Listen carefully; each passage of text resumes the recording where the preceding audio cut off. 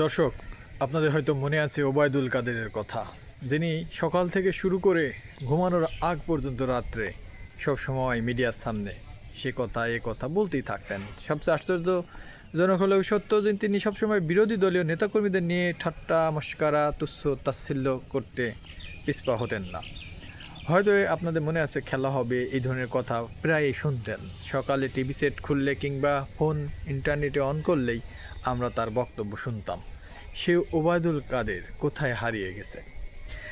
এটা খুবই মজা লাগে হয়তো অনেকের, যে ওবায়দুল কাদেরের সেই বক্তব্যগুলো অনেকে মিস করেন, ঠিক আছে। কিন্তু দেখুন, ক্ষমতার পালাবদল এমন জিনিস, কখন কার পতন হবে সেটা বলা মুশকিল। স্বয়ং সৃষ্টিকর্তা আল্লাহ ছাড়া কেউ এটা জানে না।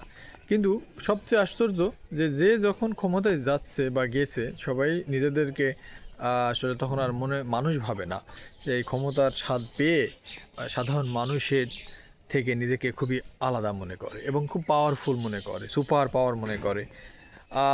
আপনারা দেখুন, এর আগে যখন যারা ক্ষমতায় ছিল তাদের বক্তব্য, উদাহরণ যেমন ওবায়দুল কাদের সহ অনেকেই বড় বড় কত কথা আমরা শুনেছি। নিজেকে অনেকে দেব দেবীর মতো মনে করতেন, অনেকে সাহাবীদের মতো মনে করতেন, এমনভাবে কথাবার্তা বলতো। বর্তমানেও কিন্তু একটা জিনিস যেটা পরীক্ষিত, সেটা হচ্ছে বর্তমানে অনেকেও দেখবেন ক্ষমতা পেয়ে নিজেদেরকে আর মানুষ ভাবছে না।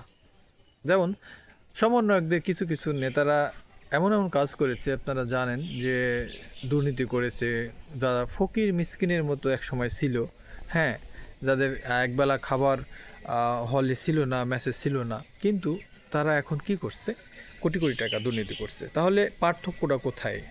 আওয়ামী লীগের যারা ছিল আর আপনাদের মধ্যে পার্থক্য কি হলো, এটাই বোধগম্য নয়।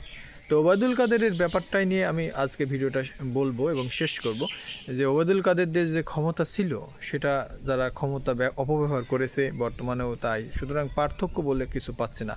তো ওবায়দুল কাদের যে তার খাসলত, সেটাও কিন্তু চেঞ্জ হয়নি। ভারতীয় একটা সংবাদ মাধ্যম কয়েকদিন আগে প্রকাশ করেছিল যে ওবায়দুল কাদের নাকি শেখ হাসিনার সাথে কথা বলতে হলেও এই ওবায়দুল কাদের অর্থ নেয়, লেনদেন ডিল করার জন্য সে নাকি টাকা নেয়। ওবায়দুল কাদের এই যে তার খেসলত, অর্থাৎ যখন ক্ষমতায় ছিল তখনও সে এভাবেই কমিশন বাণিজ্য করেছে, বিভিন্ন টেন্ডারবাজি করেছে, চাঁদাবাজি করেছে ক্ষমতা দেখিয়ে, কিন্তু সেটাও এখনও কিন্তু তিনি জারি রেখেছেন। ভারতীয় যে এনডিবি টিভি, সেখান থেকে প্রতিবেদনে আমরা জানতে পারলাম যে এই খবরটা প্রকাশ হয়েছে। আসলে সবসময় যে কথাটা বলছিলাম, যে ক্ষমতা যে পেয়েছে সেই অপব্যবহার করেছে। আর সবসময় সত্য কথা, ক্ষমতা চেয়ারে যে বসে সে আর এখান থেকে উঠতে চায় না। কিন্তু প্রকৃতির নিয়ম রয়েছে, মহান আল্লাহ ক্ষমতার স্বাদ যখন আপনাকে আস্বাদন করাবে, কিন্তু এই ক্ষমতা পেয়ে যদি আপনি স্বৈরাচারী হন, এই ক্ষমতা পেয়ে যদি মানুষকে মানুষ না ভাবেন, তাহলে কিন্তু আপনাকে ওই ক্ষমতার চেয়ার আছড়ে মারবে। এবং তাই হয়েছে, পৃথিবীর ইতিহাস তাই বলছে। কিন্তু মানুষ এখান থেকে শিক্ষা নেয় না। সবচেয়ে এটাই দেখবেন যে মানুষ শিক্ষা নেয় না। ওবায়দুল কাদের এখন অনেকটা অসুস্থ রয়েছেন, এই খবর শেষ পর্যন্ত রয়েছেন, মৃত্যুর সাথেও পাঞ্জা লড়ছেন। তার অবস্থা যায় সবসময় ট্রিটমেন্ট, ওষুধ এগুলো নিয়েই চলছে তার বর্তমান সময়।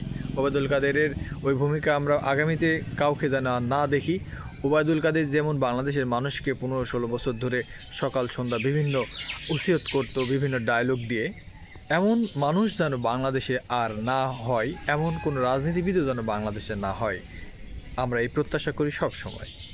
দর্শক, আর একটা কথা বলবো, যে বাংলাদেশ ইলেকশন নিয়ে এখনও ধোঁয়াশা রয়েছে, দেখা যাক কী হয়। তবে নতুন ভিডিওতে দেখা হবে, এই ব্যাপারে বিশ্লেষণ করব। যে যেখানে থেকে আমার ভিডিও দেখছেন কমেন্টে জানাবেন, লাইক কমেন্ট শেয়ার করবেন, আর অবশ্যই যারা চ্যানেলে নতুন সাবস্ক্রাইব করতে ভুলবেন না। ভালো থাকবেন, সব সময় আপনার সুস্বাস্থ্য কামনা করি।